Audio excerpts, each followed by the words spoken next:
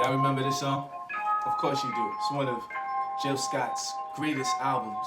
I remember where I was when I first heard this album. I had just moved out to LA after graduating college, and I went out there to work with Paul Hunter, director. He's actually the same guy who directed Erykah Badu's On and On video. This album, in my opinion, is one of Jill Scott's best works. I know that we're all ready for this Erykah Badu and Jill Scott quarantine battle, as some of you may already know. The song You Got Me came out in 1999 on the Roots album. Jill Scott co-wrote that and originally sang the vocals, the hook. They decided, MCA Records, whoever, someone decided to take Jill Scott off the track and put Erykah Badu in it because Erykah Badu, with the head wrap, she had a big buzz with the song On and On.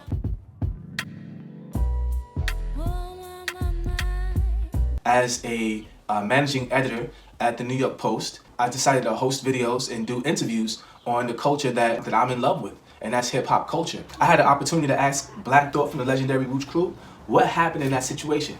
Check it out. Yeah, we won a Grammy for that, for the You Got Me joint. And even with that record, you know, it was a lot of inner label issues. As you know, like that chorus was written by Jill Scott and originally performed by Jill Scott, who was an unknown at that point in time. I featured Eve on part of, you know, the rapping part, and she was an unknown. It was very difficult, like, you know, the whole battle to get Eve featured as the love interest in the video, which, you know, never worked out, and the battle, you know, to get Jill as the featured vocalist doing the chorus, and it never necessarily worked out. We were real cool with Erykah, and, you know, it was like still a family, almost in-house situation with her, but again, she didn't write the joint, you know what I mean? It's not necessarily a regret, but, you know, if I had that particular situation to do over, I might just put my foot down and, you know, just be willing to put the brakes on the whole thing for the sake of, you know, letting Jill get her clock and letting Eve get her clock, you know, then and there. They both went on, you know, to bigger and better things. I feel like there's something that was lost in that, you know, and it was like a bittersweet award. A couple of the people that were associated with the project still weren't getting their just due. I feel like it should have started with You Got Me. For me, that's where this battle is really interesting, and the Roots are right in the middle of that. There was a time where the Roots would host this thing called Black Lily at this spot called Wetlands in New York City. You pay $5 to get in. $5 to get in. You spend $100 or whatever to go see the Roots perform now. Imagine spending $5 to go in and see the Roots. Not only do you see the Roots though, if you was an MC and Black Thought was tired, you need to take a water break, you grab the mic and you got Rozelle behind you, Questlove behind you, dude with the big beard and the guitar behind you, the Roots band behind you. You got the light. They share that with you. And then not only if you were an MC, Questlove got tired too. So if you play the drums, Tariq is rapping, you get on the drum set.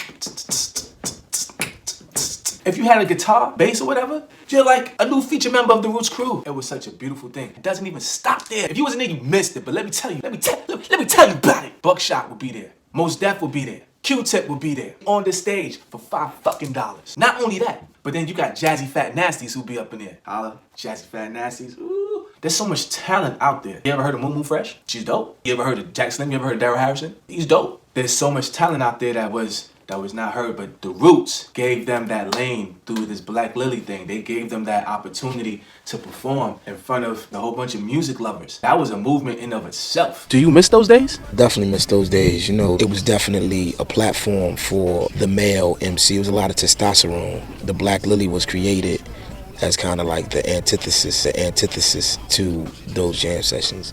You know what I mean? Where the women got a chance to shine. That's where Jasmine Sullivan came from, and Jill Scott and Bilal and Music Soul Child. John Legend used to come trying to get on, you know what I'm saying, and get fleeced. $5. It seemed to me that they were all about elevating one another.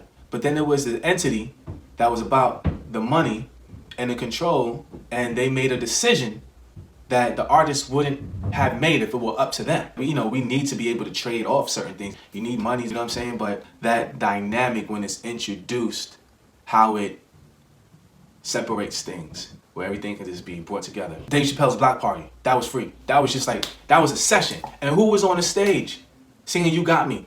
Erykah Badu and Jill Scott with the Roots. It wasn't about the money, it was about the movement, just the love of the music. a classic moment in time. Yo, I'm Murder MC. It's all of me. That's the way it is, way it's gotta be. That was the first time I was introduced to the Roots. It was watching Video Music Box. Shout out to Uncle Ralph. And that video came on, Distortion is Static. Wow, this is some avant-garde, weird hip hop, but it's raw and it's gritty. I loved it, man. I loved everything about it. It didn't get much play in New York anyway. There was East Coast rap, there was West Coast rap, and there was down South rap, and there was the radio. So whoever decided on what's going to be played, that's going to be played. But if you like certain kind of music that's not getting played, then it's going to be hard for you to find it. We didn't have internet like how we do now. YouTube didn't even exist then. We had AOL, dial-up. I wasn't like super into the other stuff that was being promoted heavily on the radio. I was into this kind of music. This was my lane. Now we're looking at videos on YouTube. We're looking at videos on Instagram, podcasts, upload your own stuff, Tidal, iTunes, all these different avenues where you can get your music out. The Roots, they already had 2 albums out before You Got Me came out.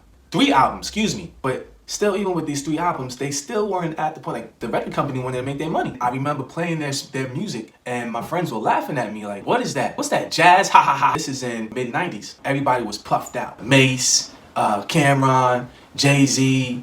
It took some time for the Roots to build that momentum. Like, I don't think anybody's fucking with Black Thought. He got them bars. You know, I'm also happy to see Jill Scott and Erykah Badu's career flourished, and they're not really against one another. So we're calling it a battle, but I really like to look at it as a showcase because they both have their talents. Now, if you were to ask me who I like, I gotta go with Erykah. I just think it's really powerful to see a woman, you know, on stage, on the drum pad, you know, making a beat, doing everything live. Is very organic and it's very like just, you know, it's very rocking. And you do a really good job at that. So I'm just saying, Baduism was a great album. I wouldn't say it was her best work. It broke ground and opened the doors for a lot of other people. The Roots recorded 2 tracks off of that album, which they were supposed to appear on, and whoever was at the helm decided, no, we're going to take Black Thought's lyrics off. Man, look at how the playing grounds have leveled out. I think it shows that when you're consistent and when you're persistent, the tides do change. It's real dope to see that. Shout out to all my people at the New York Post, my cameraman and all that stuff, who was behind the cameras while I was conducting the interviews. I just want to say I'm really proud of the fact that I was able to go ahead and tell these stories, because this is stuff that I wanted to know. It's stuff that was a part of my life, you know, and I just wanted to talk about it. So thank y'all for watching this. And thank y'all for your comments if y'all want to post anything. But I just wanted to share. My name is Daryl, the Visual Architect. Stay tuned for more.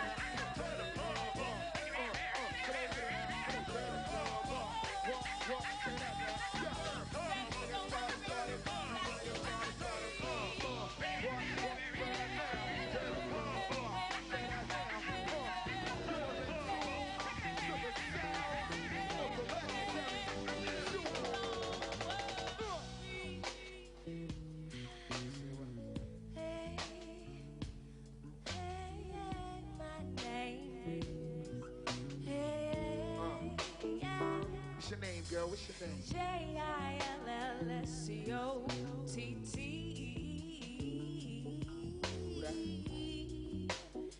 Jill Scott, representing Philly.